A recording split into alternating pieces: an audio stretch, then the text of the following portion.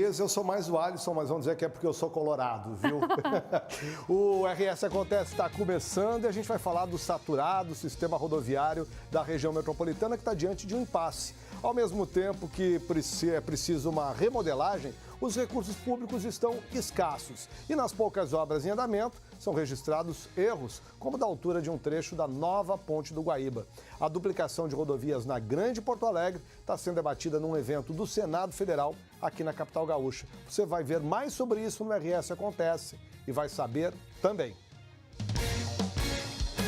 6 pessoas foram presas numa operação policial na região metropolitana. Os suspeitos pertenciam a uma facção criminosa que expulsava moradores de suas casas para utilizar os apartamentos como esconderijos para bandidos. Polêmica em Caxias do Sul. Retirada de bancas de revistas da principal praça da cidade divide opiniões. Ainda não normalizou. 30 escolas da rede pública de Gravataí suspenderam as aulas hoje por falta de água. Já é o terceiro dia em que moradores do município esperam pelo retorno da água depois do rompimento de uma adutora na terça-feira.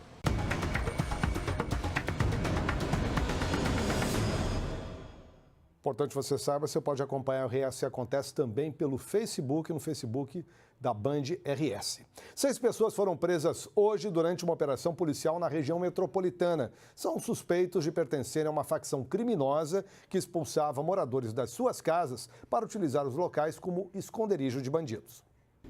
Mais de 20 ordens judiciais foram cumpridas em Canoas. Um homem foi preso em flagrante por tráfico de drogas, enquanto os outros 5 estariam envolvidos em casos de assassinato. Para não serem pegos, os criminosos se escondiam em apartamentos que invadiam na cidade. A operação iniciada hoje recebeu o nome de molotros, que é um tipo de ave que coloca ovos em ninhos de outros pássaros. Essa espécie cresce às custas de outras, de forma parasitária. No entanto, as investigações da Polícia Civil apontam que os suspeitos não só ocupavam apartamentos em condomínios como esse, mas também expulsavam os verdadeiros moradores. Quando não conseguiam, usavam de violência. Normalmente mostra a arma, fica andando pelos corredores ali do condomínio, mostrando a arma. O modus normal deles de tentar impor o medo. 12 mandados de busca também foram cumpridos, resultando na apreensão de uma pistola, munição e drogas. Os trabalhos da polícia continuam para elucidar mais casos de homicídio e evitar que as invasões voltem a acontecer. A Operação Molotros, ela é relacionada especificamente a 5 homicídios.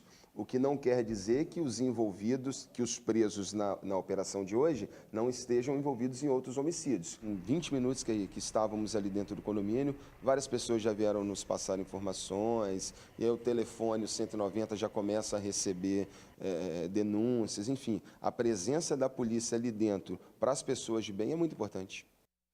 Não basta os crimes que cometem fora, né? Ainda retiram as pessoas de casa para abrigar outros criminosos, ainda bem que a polícia está agindo. Na Serra Gaúcha, uma polêmica. Bancas de revistas estão sendo retiradas da principal praça de Caxias do Sul. A prefeitura quer revitalizar o local, mas a forma como a medida está sendo implantada enfrenta resistência. Morador da cidade, também apresentador da Rádio São Francisco, o jornalista Thales Amiliato, nos explica esse entreveiro. Olá, André, boa tarde. Para você ter uma ideia, aqui ao fundo é o espaço onde estava localizada uma das bancas que foi retirada pela prefeitura ontem à tarde com o uso de uma retroescavadeira. Esse assunto tem polemizado entre diferentes setores aqui da comunidade de Caxias do Sul, da cidade de Caxias do Sul, onde os permissionários estão fazendo a sua declaração junto à justiça, entrando na justiça, para que o retorno seja dado ao bem desses proprietários. O que é bom se salientar é que esses proprietários eles não possuíam nenhum documento para estarem atuando. Foi se passando o tempo, todos eles permanecendo na praça e fazendo com que as bancas, que aqui eram 2, comercializassem livros, comercializassem jornais, enfim, e outras coisas. Essa banca que foi retirada ontem, a pessoa que ocupava, ela já tinha vindo fazia uns 30 dias até a prefeitura, entregue as chaves, informando que não tinha interesse em dar continuidade ao trabalho. Então, a gente constatando isso, a gente já fez a demolição Estamos providenciando a demolição do quiosque da guarda, onde teoricamente a guarda já fez ocupação em outros tempos, ela também está vazia. E no dia 13, então, a gente vai estar convidando as entidades, comunidade em geral, no auditório às 17 horas, para ainda ter uma última discussão do anteprojeto. A gente aguarda que o COMPAC defina se entende pela revitalização ou não. É com a cultura, é com os nossos bens, é com os bens materiais e imateriais que nós contamos a história da nossa cidade, que nós contamos a história do nosso povo. E isso está sendo demolido aqui na cidade. Haja visto o que aconteceu com essa banca de revista ontem. Então, estamos, sim, preocupados. A praça em questão é a Praça Dante Alighieri, principal ponto central da cidade de Caxias do Sul.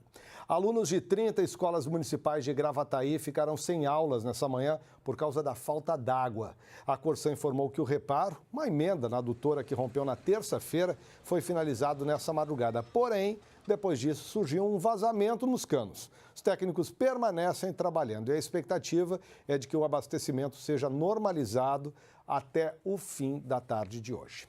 E falando em água, prepare o bolso. Se você é um dos consumidores dos 298 municípios atendidos pela Corsã.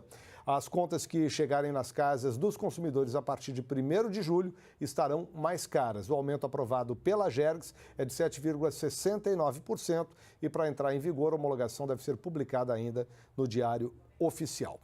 Nós seguimos falando em aumento, agora sobre a tarifa dos ônibus que circulam pela região metropolitana, que vão ter um aumento de 6,66%. Essa nova tarifa já vale amanhã. A gente fez um mapa para explicar um pouco melhor alguns desses valores dos trechos. A gente usa como base os ônibus comuns. Você vê aí que o trajeto a Novo Hamburgo custa R$ 5,70, mesmo preço de Canoas. E a tarifa mais cara, R$ 8,55, todos eles no trajeto entre Porto Alegre e o município, R$ 8,55 para Gravataí.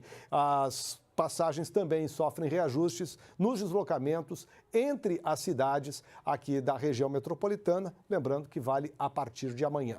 Em seguida você vai ver aqui no RS Acontece uma oportunidade. O concurso para o TRF4 oferece vagas com salários acima de R$ 12 mil. E vamos mostrar também polêmica no Cais Mauá. Governador Eduardo Leite dá 15 dias para a Procuradoria dizer se é possível ceder sem licitação uma área para instalação do chamado projeto Embarcadeiro.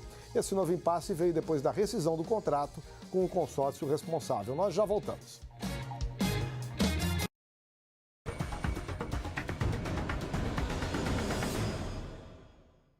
Pode interessar você. Vagas com salários superiores a R$ 12 mil são o principal atrativo do concurso para o Tribunal Regional Federal da 4ª Região.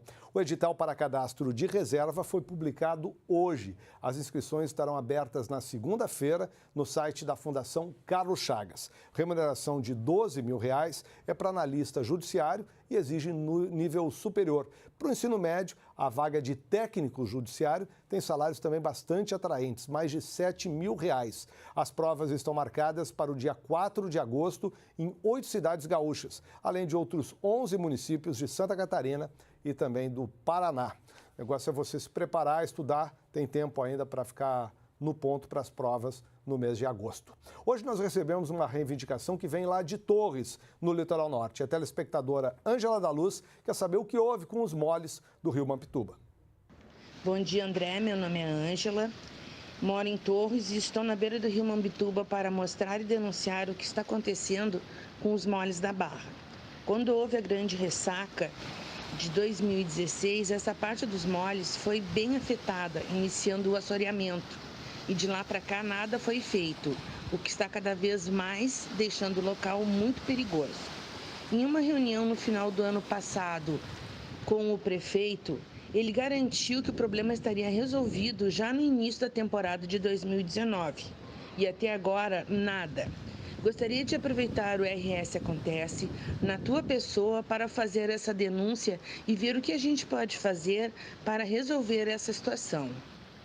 Continua assim, o mole vai desaparecer, né? A Prefeitura de Torres se posicionou a respeito do vídeo que foi enviado pela Ângela. Em nota, a Prefeitura afirma estar preocupada com a recuperação da Barra dos Moles e diz que vai realizar a recuperação com pedras de encoramento onde há erosão. Técnicos da Secretaria Municipal do Planejamento já elaboraram o projeto com metodologia de trabalho, onde constam os detalhamentos dessa área de intervenção nos pontos que sofreram erosão, como a gente viu no vídeo, onde deve ser feita a chamada regeneração. A nota afirma ainda que já existe licença ambiental para a realização do serviço e que está em andamento o processo administrativo para a contratação.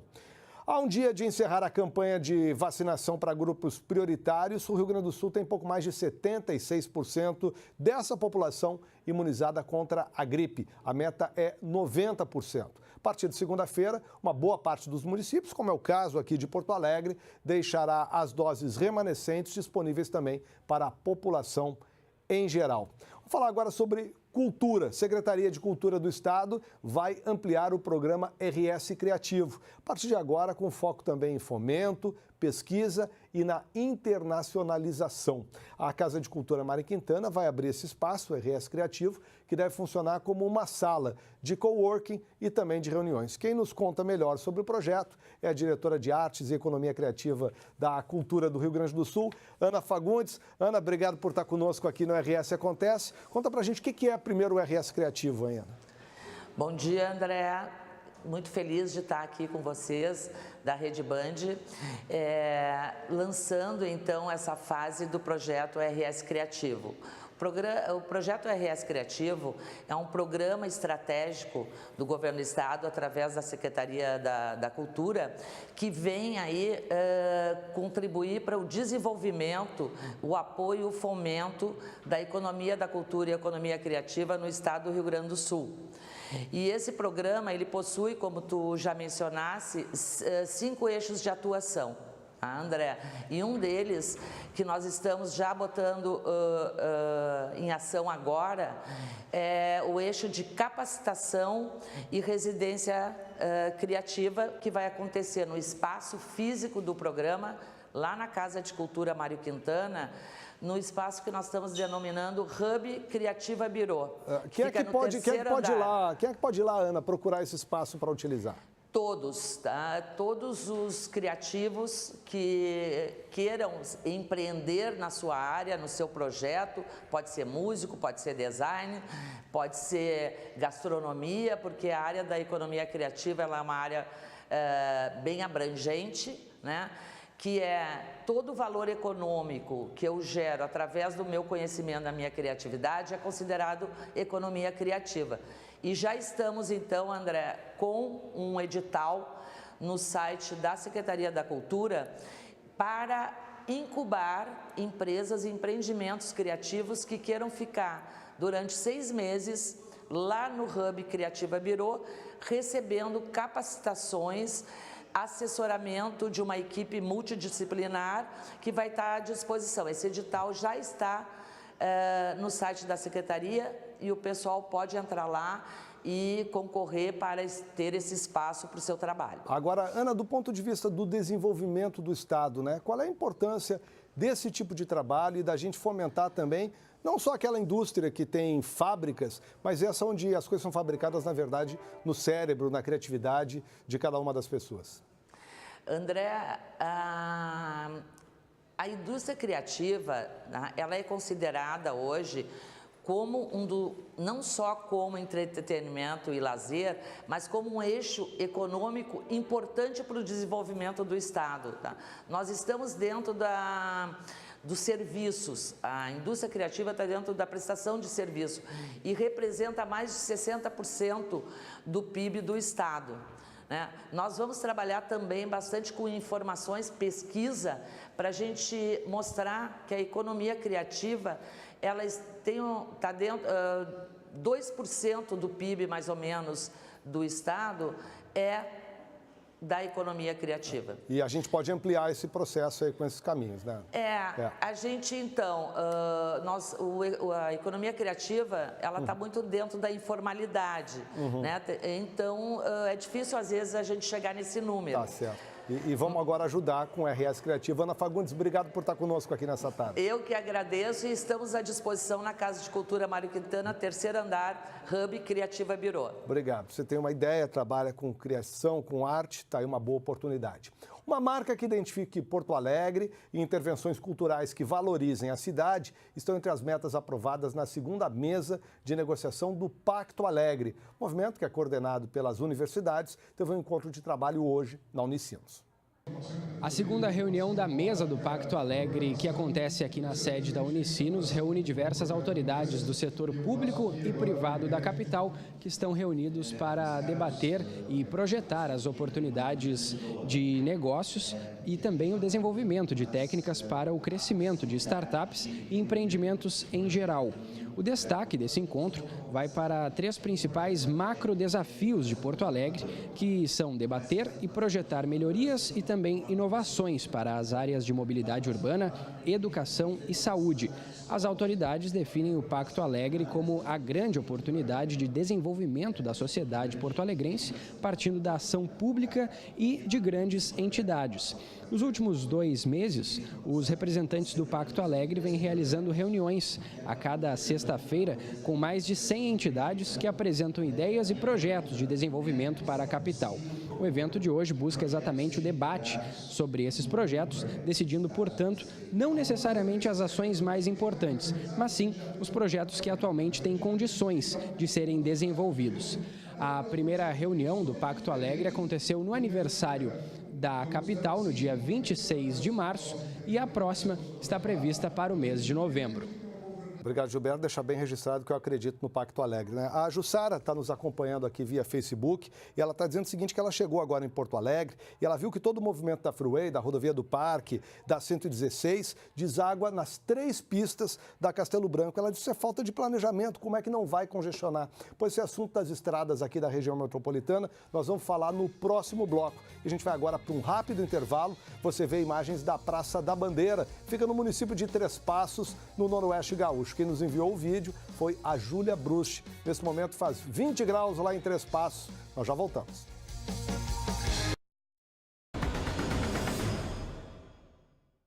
Para discutir a duplicação e a concessão de rodovias metropolitanas ocorre hoje aqui em Porto Alegre. Entre as estradas estão a RS 040, a RS 118, também a BR 290, 448, 116. Vamos conversar com o Jonathan Bittencourt, que acompanha uma reunião do Senado Federal, mas que acontece aqui na capital gaúcha, né, Jonathan? Uma boa tarde.